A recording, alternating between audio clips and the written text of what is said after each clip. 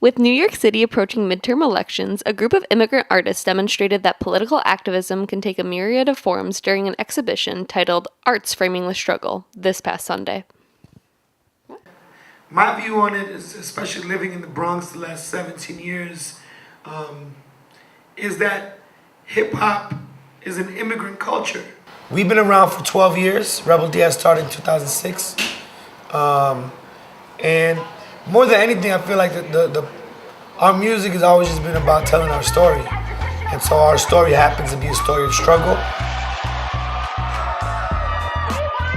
I think that with our music, we're able to get messages of survival, of struggle, of resilience, of perseverance, of survival to these young people. And they live in their conditions too, so they relate.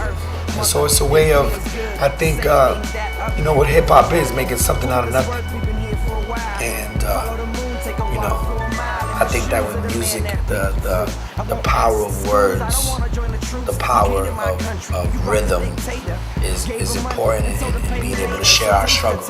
While Rod Stards projects his message through music, Betty Yu of the Chinatown Art Brigade uses visual storytelling and multimedia art.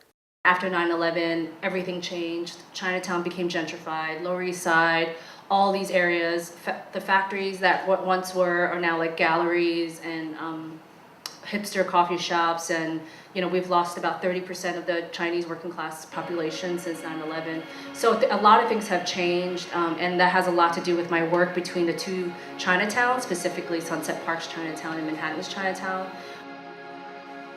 Chinatown Art Brigade was formed by myself and two other artists, activists, who do a lot of work in Chinatown with immigrant tenants. We created these animations, and through photography, animation, and images, project visuals on walls at night with Chinese and English and even Spanish messages.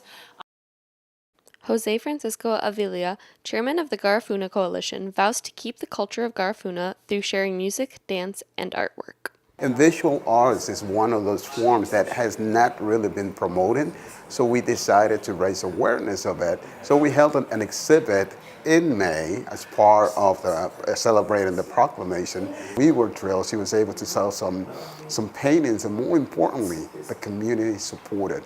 This was the first exhibit by a Garifuna woman here in New York, and we had over 100 people show up each of the 3 days that we held it.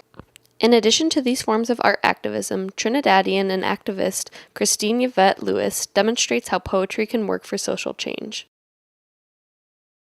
The price of migration is equal to slave labor. Cotton picking days ain't over. Madam this crow, crow. Light housekeeping, walk dog, let baby be first priority. Overall, these artists are encouraging New York citizens to look at activism from a new perspective.